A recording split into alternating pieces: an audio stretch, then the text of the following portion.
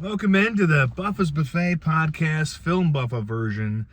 That means we're talking all movies, or in this case, a TV show, an episode of television that kind of felt like a 44-minute movie. I'm talking about Punisher, One Last Kill, with the great Jon Bernthal playing the embattled, the mad, the angry, and the very violent Frank Castle, aka the Punisher. It was released on May 12th. I kind of finally got around to it, and it is available on Disney Plus. That's one of the problems, when you don't have a streaming platform or a particular streaming app or access to it. You just got to wait until you are at a place that has it. And my friend Tony did have it, and we watched it on Saturday night. And I can tell you that it is kind of exactly what they were kind of talking about that it was going to be when they were making it.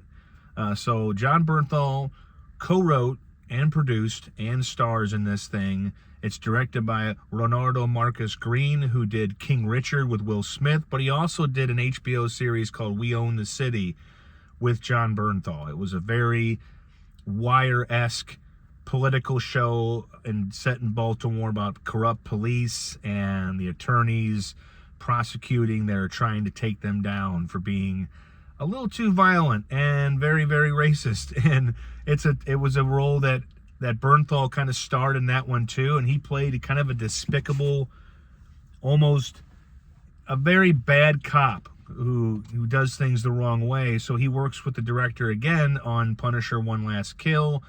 And people have asked a couple things about this. One about why it was only 44 minutes. And I can just tell you, guessing without knowing for sure, that Disney probably offered Bernthal and the makers of the episode, they probably said, we can give you a fatty budget for one episode of television, or we can give you a slimmer budget for a movie. And I think Marcus Green and Bernthal took the more meatier budget for just 44 minutes, one episode of television.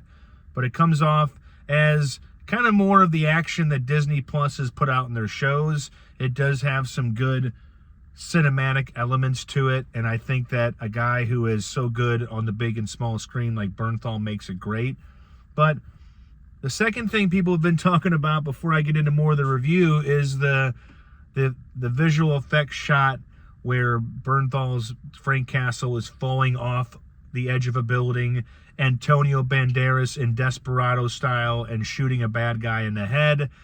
And when he falls, it's got a very video game-esque look to it, but all the fellow cinematographers, the people who have made the thing have said it's a practical stunt of Bernthal doing half of the fall and then his stuntman finishing the landing with Bernthal's face CGI'd on to the stuntman's body. So I think that's kind of more the issue with it, just the fact that you see a guy who the face and the body not really matching up. If there's a little bit of visual effects, of course, but it's not one of those Matrix sequels, very, very obvious video game where Neo is fighting about 1,000 Agent Smiths, and you're just like, well, this looks so fake.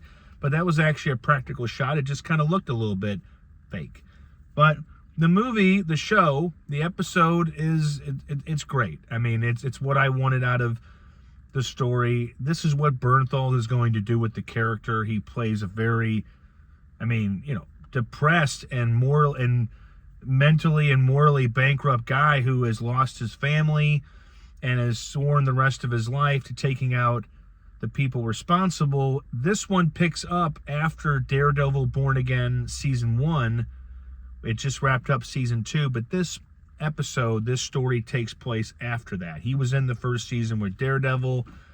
Spoiler alert for the first season, he did escape at the end of that season, so this picks up where he has kind of eliminated all the Italian family, the mob that was responsible for the murder of Castle's family. So at the beginning of this episode, One Last Kill, he's trying to contemplate what he wants to do next.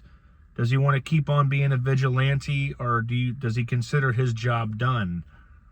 And with the streets around him breaking up into riots and violence and just vandalism and death, he has to kind of contemplate, Does he want to become that guy, the guy that wears the spray-painted skull on the chest and is officially the Punisher?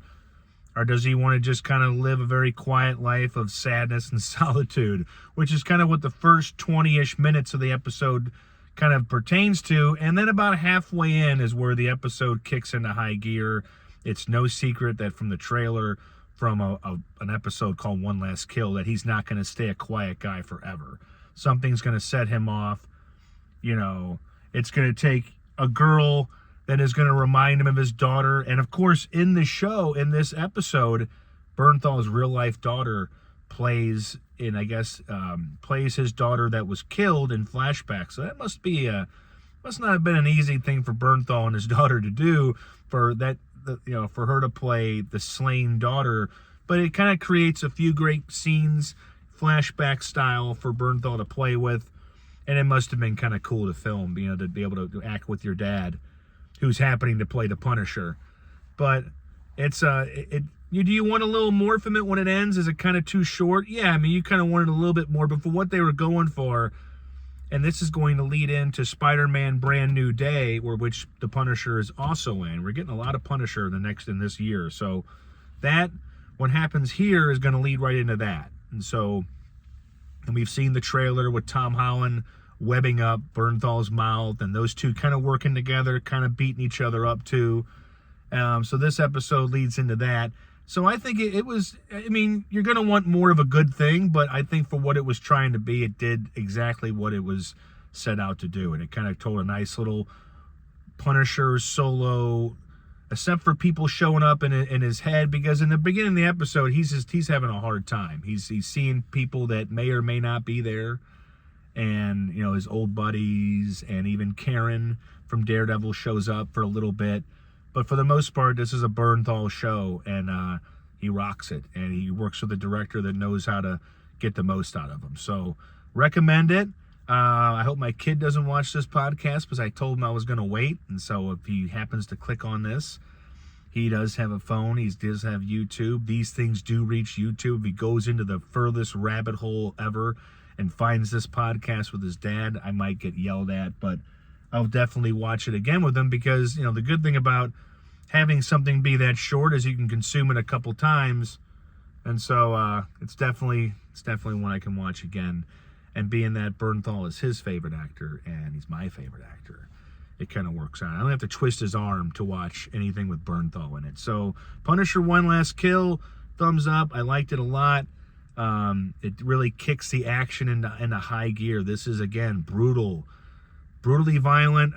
Dog lovers, you're not going to like a certain scene in the episode, so get ready for it.